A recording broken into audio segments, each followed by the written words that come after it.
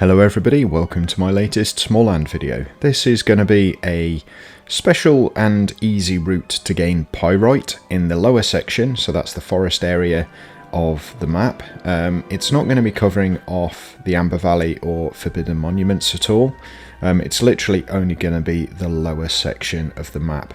I will do a video later on of where to go for resources in the upper section of Amber Valley, etc. But for this video I am going to be focusing primarily on the location down in this area where the Historian is. It's basically following the same route as the clay route that I did in my last Smalland video.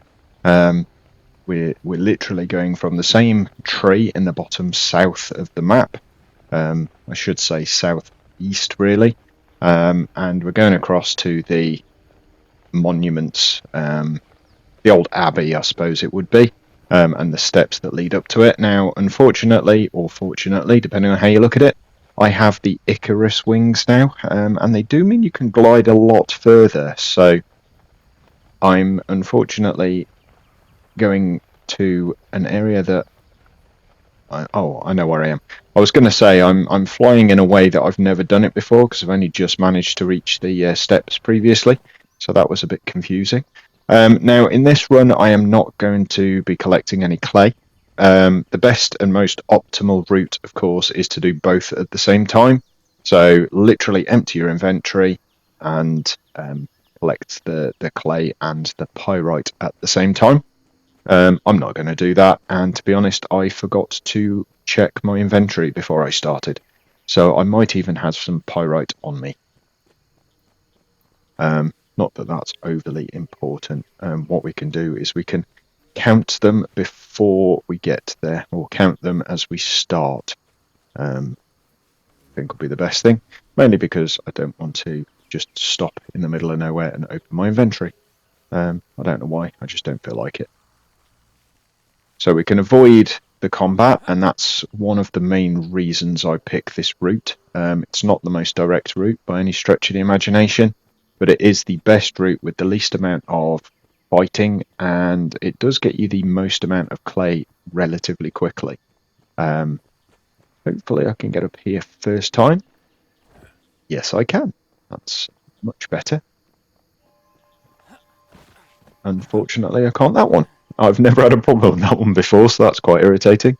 So yeah, I'm just going to ignore all of this clay. And if you haven't seen my clay route video, please do check it out, because I'm not going to be showing you all of the nodes in this particular video. There are quite a few in the clay run that you will miss if you just follow this video. But this does follow pretty much the same route. It does deviate at the end, but it's very similar. So we go across this broken bridge.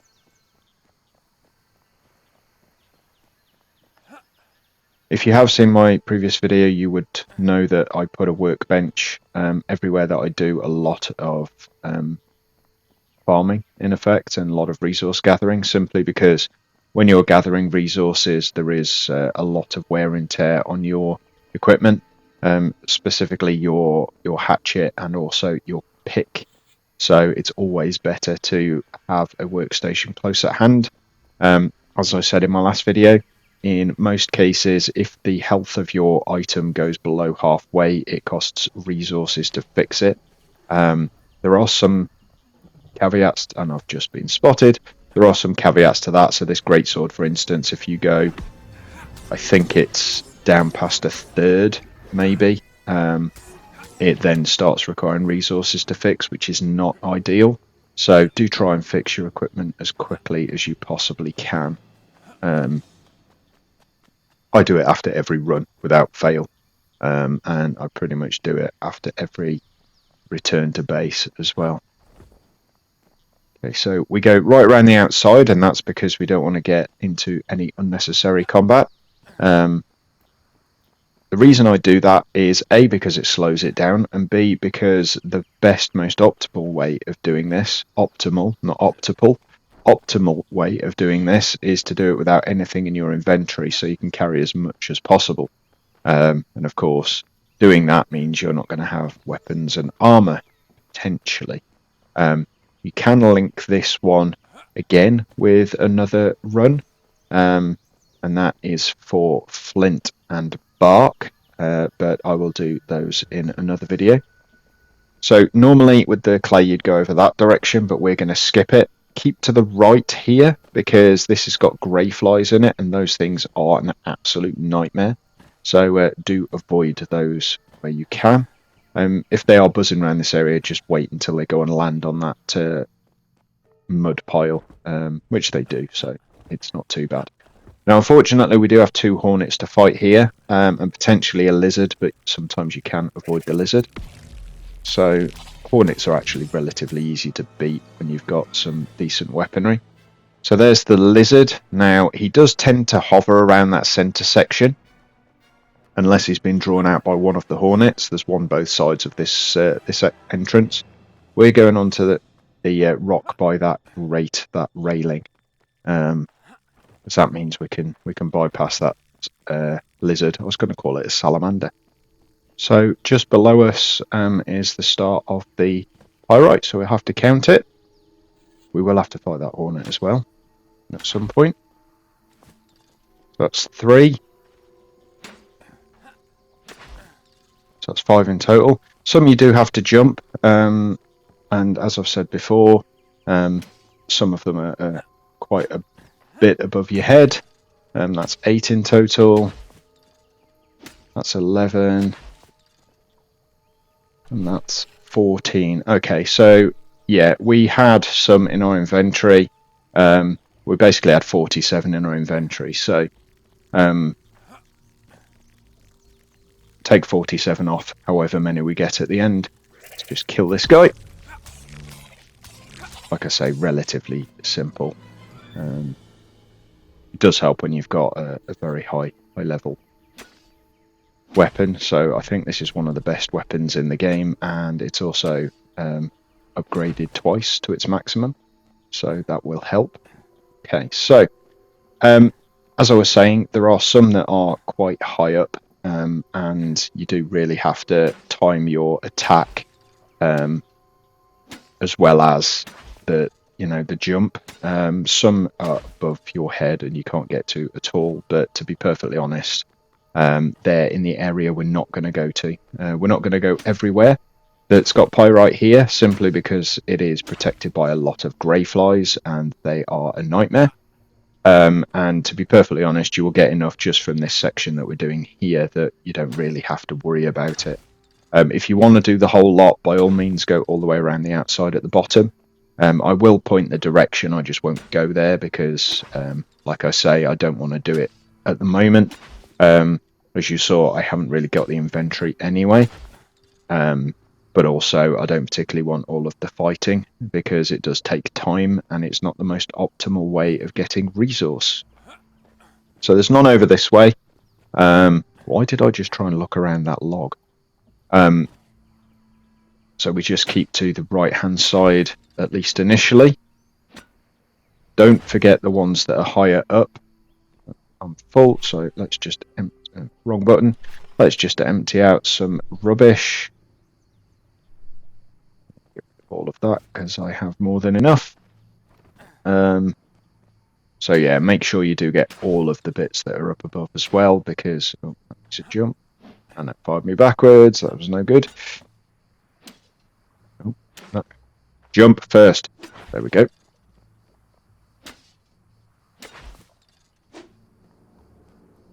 I do have beds every now and then, and when you first come down here, it's best to put beds as many places as you can so that you've got an active spawn point close by. Otherwise, you can end up being all the way back at your main base after getting killed by some of the creatures down here. Later on, when you're probably doing most of your farming, it's relatively easy. I should have mentioned there is a stag beetle here that you really don't have a chance to avoid. But they are relatively easy to defeat. You literally block about a second after they start doing their jaw shake, and then you're pretty good to go. But you can learn the timing relatively easily. So with ones like this, you can jump on top of them, and as long as you get the right angle, you can still hit them, which is useful as well. Why are my wings? They weren't going away. There we go. So these are the Icarus wings. You can't do that with most of the gliding wings, so you don't need to try that. It'll only work if you've got the icon in the bottom right hand corner that says press the left stick in while in the air to dash. That's just a little bonus for this particular video. Okay, so there's some more over here. You can see the cockroach in the background, so you can avoid that one if you're careful and don't just run in. So just keep an eye on where he goes and try and keep to the other side of where he's going. Now, I think there's 3 nodes over here as well. Yes, there are. There's 3. I think there's some the other side of the wall, but that's when you get into grey fly territory. So you can carry on around this section here.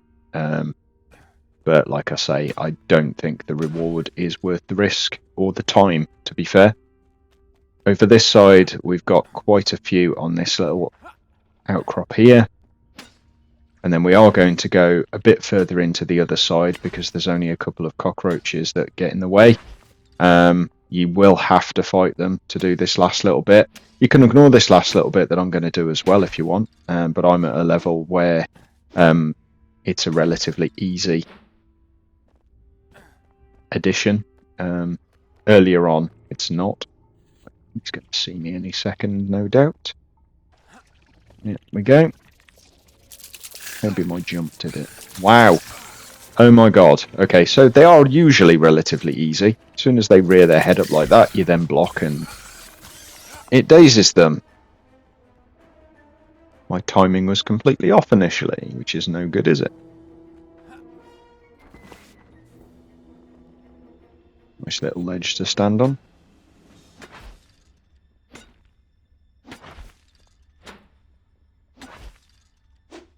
Okay, so over there is where you can go and get more, but again, lots of nasty creatures. We do have a lot in this area anyway, so... Now, if I remember rightly, the one in the far corner behind me... Oh, yeah, he's going to come. So once I've dispatched this, the ones literally in front of me and to the right slightly, the higher one there is an absolute pig to get, but you can get it, can do the jump attack. You just have to be so careful with your timing. And I'm probably going to fail quite considerably doing this because it is quite... There we go. So literally you have to press the button just before you reach the attack button, just before you reach the apex of the jump, so that your swing connects as you reach the very top. It's an absolute pig. But there we go. Anyway, regardless. Over there is more, but you get into the territory of lots of other creatures. And as you can see, it's now getting exceptionally dark, so I can't really see very far. It's now ridiculously dark, as you can see, but the other side where those candles are, again, there are grey flies and more stuff. Right, this is not good. This is not good. I can't see a thing. I haven't even got a torch. I don't even have the materials to make a torch. But yeah, so we've got 236 in total. So that's 100. We had what, 47 initially? So that's 189. 189 in one run.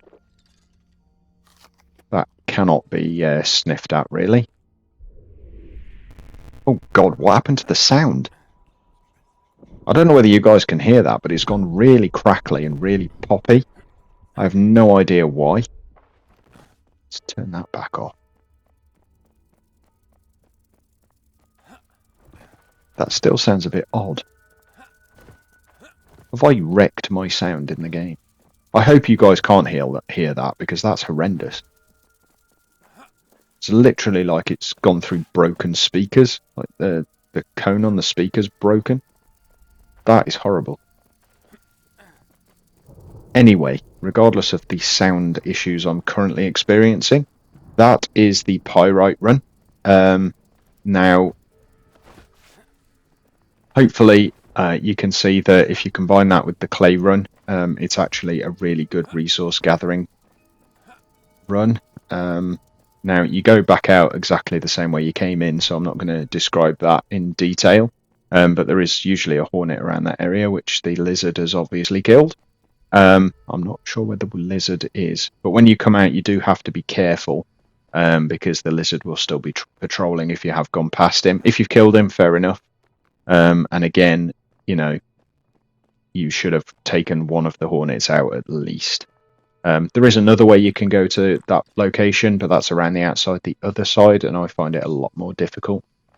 But this route is definitely the best one. But anyway, that is the route. Let's turn that back on, see if I can clear that sound. That does appear to have cleared it, so that's pretty decent. But anyway, yeah, if you have liked this run, then I'm probably going to do some more. As I said earlier, I might do the bark and the flint one. And I probably will also do one for the Forgotten Monuments and Amber Valley region. Because once you get there, at least initially, it's very difficult to get back. So it's good to have a route up there as well. Now, because there is nowhere near as much in those locations, I might just do an all-in-one loot farming for the Amber Valleys. Well guys, that's going to be it for this video. As I said at the beginning, I will most likely do one for the Amber Valleys, but I'm going to continue to do them in this area as well. So I've got flint, and I've also got bark and silk and some other resources that are relatively rare and could do with a route video doing. If you have found this useful, please make sure you do click the like button, subscribe if you are new to the channel or if you haven't already, if not, why not, and I look forward to seeing you for my next video very soon. You all take care, bye for now.